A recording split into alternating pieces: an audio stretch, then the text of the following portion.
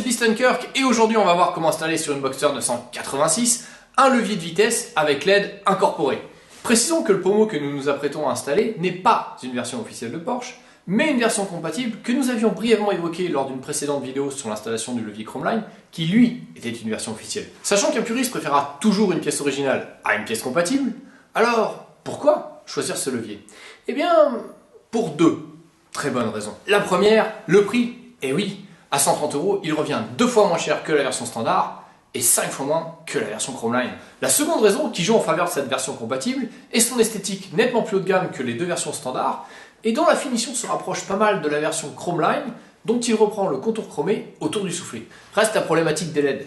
Certains trouveront qu'un pommeau illuminé, ça correspond pas tellement au standard d'époque du 986. Rassurez-vous, vous n'êtes pas obligé de les brancher. Cela dit, pour ceux que ça intéresse, on va voir ça maintenant. Allez, on y va! Voici le levier d'origine qu'on s'apprête à enlever. Mais avant de prendre les outils, on va se pencher quelques instants sur la façon dont il est fixé en regardant cette image où l'on peut voir qu'il est simplement clipsé par 4 attaches. Munissez-vous d'un tournevis ou d'un couteau de déclipsage, puis tirez le cuir du soufflet pour arriver à passer plus facilement l'outil et tournez-le. Ça va déclipser les 4 attaches. Une fois que c'est fait, tirez le soufflet vers vous pour le débloquer.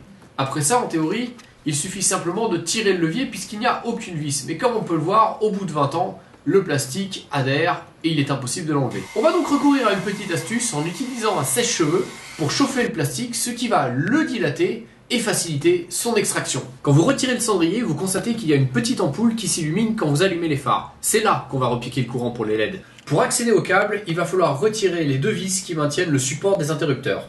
Une fois les vis enlevées, retirez délicatement le support et mettez-le sur le côté pour accéder au câble.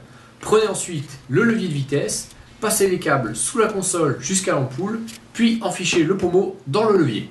Contrairement à la version d'origine qui n'avait aucune vis ou la version Chromeline qui en a qu'une seule, celui-ci en a 3, une devant et 2 sur les côtés. N'oubliez pas de les visser avant de descendre le soufflet. Pour remettre le soufflet, commencez par la face avant d'appuyer sur les 4 attaches. Dès qu'il est clipsé, descendez le reste du soufflet, puis essayez le pommeau pour vérifier qu'il ne se détache pas. À présent, il est temps de connecter les LED. On retire la prise de l'ampoule du cendrier pour pouvoir accéder plus facilement au câble. Puis, on dénude les 2 câbles sans les couper. Ensuite, il ne vous reste plus qu'à attacher le câble marron au marron et le rouge au bleu. Mais on ne va pas les souder tout de suite. On va d'abord faire un test pour vérifier que le branchement marche. Comme les LED ne sont pas assez puissantes, il faut se mettre dans un endroit sombre pour faire le test. Et on voit bien que quand on allume les phares, ça allume les LED en même temps que l'ampoule du cendrier. Maintenant qu'on est sûr que ça marche, il ne nous reste plus qu'à souder les 2 câbles, puis à les isoler avec du Chatterton, et enfin à rebrancher l'ampoule avant de remettre les 2 vis et pour terminer le cendrier. À l'arrivée, le résultat est plutôt sympa, surtout si on le compare à la version qu'il y avait avant, notamment grâce à cette photo. Mais on peut aussi voir sur cette autre photo que même par rapport à la version Chromeline, le pommeau est quand même d'excellente facture et beaucoup plus sobre.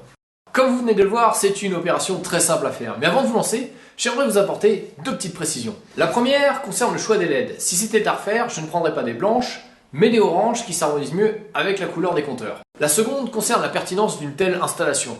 En effet, si vous n'avez aucun autre élément chromé dans l'habitacle, le levier risque de détonner. Il faut au minimum les compteurs et les poignées chromées pour que ça s'harmonise bien. Pour conclure, rappelons que malgré les qualités de cette version compatible, un tel changement risque de rebuter les puristes et donc éventuellement de poser un problème à la revente. Pour éviter ce genre de déboire, pensez donc à garder la version d'origine. Allez, à la prochaine!